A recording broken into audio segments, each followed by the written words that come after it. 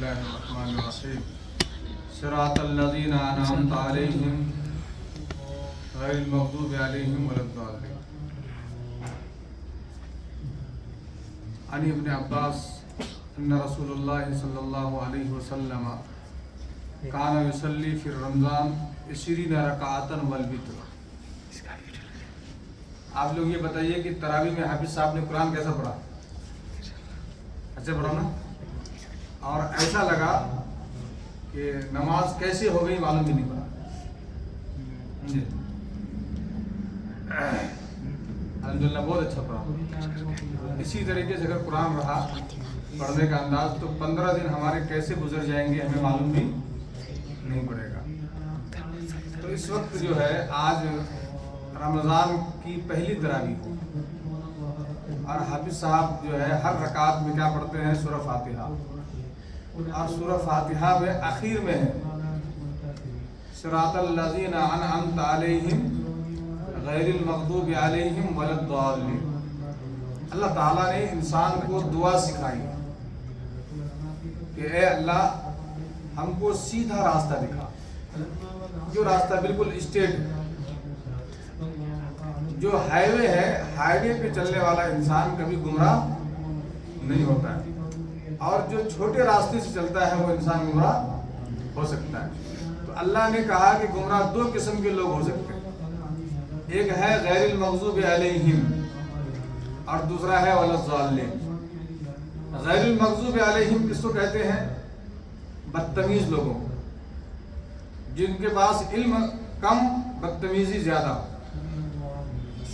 جیسے آپ کسی بڑے آدمی سے جب بات کرتے ہیں، گفتگو کرتے ہیں، اگر آپ بڑے آدمی کی شان میں گستاخی کریں، ان کے ساتھ آپ ادب کے ساتھ بات نہ کریں تو بڑا آدمی غصہ ہو جاتا ہے، فوراً چڑ جائے گا، آپ سے بات نہیں کرے گا، ناراض ہو کے چلا جائے گا.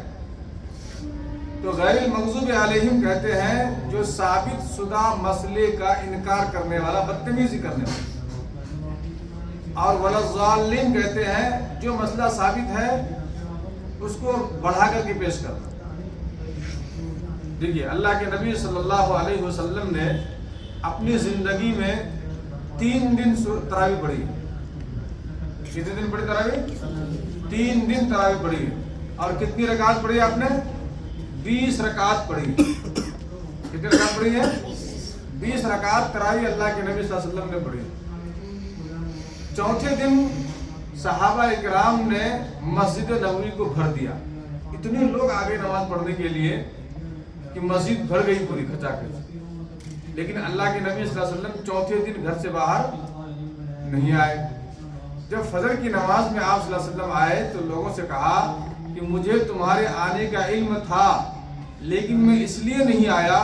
امام داؤد رحمۃ اللہ علیہ نے ابو داؤد شریف میں اس روایت کو نقل کیا ہے، خشیت ان یکتب علیکم، مجھے ڈر تھا کہ اگر میں اس نماز کو پڑھوں گا کہیں تمہارے اوپر یہ نماز فرض نہ ہو جائے، لہذا گھروں میں پڑھو، مسجد میں اس کو پابندی سے مت کرو. اللہ کے نبی صلی اللہ علیہ وسلم نے کیوں کیا ایسا؟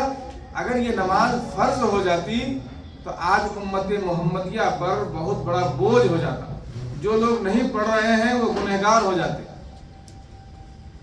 اللہ کے نبی صلی اللہ علیہ وسلم کے بعد صدیق اکبر کا دور آیا اور صدیق اکبر رضی اللہ تعالیٰ عنہ کے سامنے بڑے مسائل تھے، منکرین نبوت کے، منکرین زکوٰۃ کے، اسلام سے پھر جانے والوں کے، دشمنان اسلام کے. تو ان کا زمانہ بہت مختصر سے زمانہ رہا، وہ کچھ اس بارے میں نہیں کر سکے. لیکن جب عمر فاروق رضی اللہ تعالیٰ عنہ کا دور آیا، آپ رضی اللہ تعالیٰ عنہ نے دیکھا کہ لوگ مسجد نبوی میں الگ الگ نماز پڑھ رہے ہیں.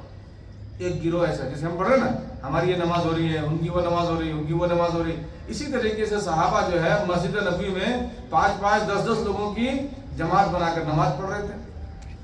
حضرت عمر نے جب دیکھا کہ لوگ گروہ میں بیٹھ کر نماز پڑھ رہے ہیں، ان کو نماز پڑھنے کا شوق ہے، تو حضرت عمر رضی اللہ تعالیٰ نے کہا کہ جب آپ کو شوق ہے پڑھنے کا، چونکہ اللہ کے نبی نے 3 دن اس نماز کو جماعت کے ساتھ ادا کیا ہے، یہ سنت ہے، تو لہذا کیوں نہیں تمام مسلمانوں کو ایک ساتھ جمع کر دیا جائے. اللہ کے نبی حضرت عمر رضی اللہ تعالیٰ عنہ نے تمام صحابہ اکرام کو، حضرت ابی ابن کعب رضی اللہ تعالیٰ عنہ بہت اچھے قاری تھے، اللہ کے نبی صلی اللہ علیہ وسلم ان سے قرآن سنا کرتے تھے، اتنے اچھے قرآن پڑھتے تھے وہ، تاکہ آپ امامت کریں گے اور پورے مدینے کے لوگ آپ کے پیچھے نماز پڑھیں گے۔ تو اب بتائیے کہ یہ جو 20 رکعت نماز حضرت عمر نے قائم کی ہے، یہ حضرت اللہ کے نبی کی پڑھی ہوئی رکعت ہے یا انہوں نے کم زیادہ کیا؟ حضرت عمر جو ہے نہ کچھ شریعت میں بڑھا سکتے ہیں نہ کچھ گھٹا سکتے ہیں، سمجھ میں آ رہی بات؟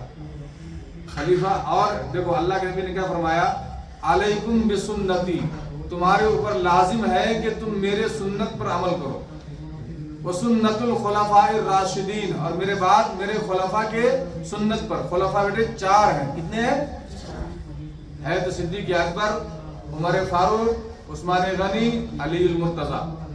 فرمایا کہ میرے بعد یہ لوگ جس طریقے کو رائج کریں گے وہ بھی سنت ہے، اور میں جس کو سنت قرار دے رہا ہوں وہ بھی سنت۔ تو ہے تو عمر رضی اللہ تعالیٰ عنہ نے جو تراویح قائم کی تو وہ سنت ہے یا بدعت ہے؟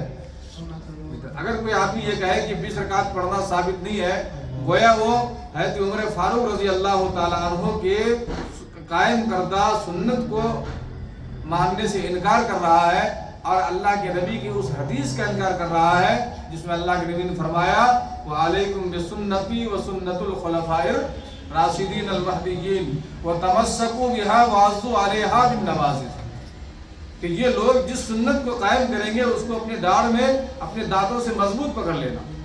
تو اللہ کے نبی کہہ رہے ہیں کہ خلفائے راشدین کے طریقے کو مضبوطی سے پکڑ لینا۔ اور آج کل جو ہے ایک نئی جماعت نکلی نا، آپ لوگوں کو معلوم ہونا چاہیے، اس کو بولتے ہیں اہل حدیث۔ دراصل وہ اہل حدیث نہیں ہے، وہ غیر مقلد ہیں، اسی کو کہتے ہیں بدتمیز، بے ادب۔ آج کے موٹی زبان میں ہم نے کیا کہا آپ کو، غیر المغضوب علیہم کس کو کہتے ہیں؟ جو ثابت شدہ مسئلے کا انکار کرے، بدتمیزی کے ساتھ بات کرے، اور والظالم اسے کہتے ہیں جیسے جو لوگ اپنے آپ کو کیا کہتے ہیں، سنی کیا کہتے ہیں۔ ابھی اس کے ہاں آپ تراویح پڑھنے کے لیے جائیں گے، ہر 4 رکعت پر پہلی جو تسبیح ہوتی ہے رسول اللہ کے نام پر، دوسری کس کے نام پر؟ صدیق اکبر کے نام پر، تیسری عمر فاروق کے نام پر، ایک نئی بدعت ایجاد کی ہے۔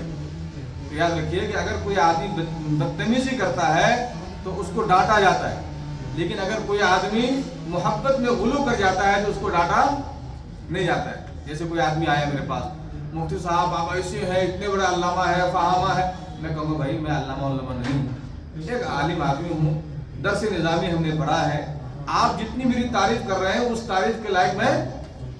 تو جو آدمی بیجا تعریف کرتا ہے اس کو ڈانٹا نہیں جاتا ہے، اس کو محبت سے سمجھایا جاتا ہے، لیکن جو بدتمیز ہوتا ہے، جو بڑوں کے شان میں گستاخی کرتا ہے، اس کو کیا کہا جاتا ہے؟ ڈانٹا جاتا ہے۔ تو اللہ تعالیٰ ہم کو دونوں سے محفوظ فرمائے۔ آج پہلی تراویح ہوئی ہے، اللہ باقی تراویح بھی ہم کو سکون اور چین کے ساتھ پڑھنے کی توفیق عطا فرمائے۔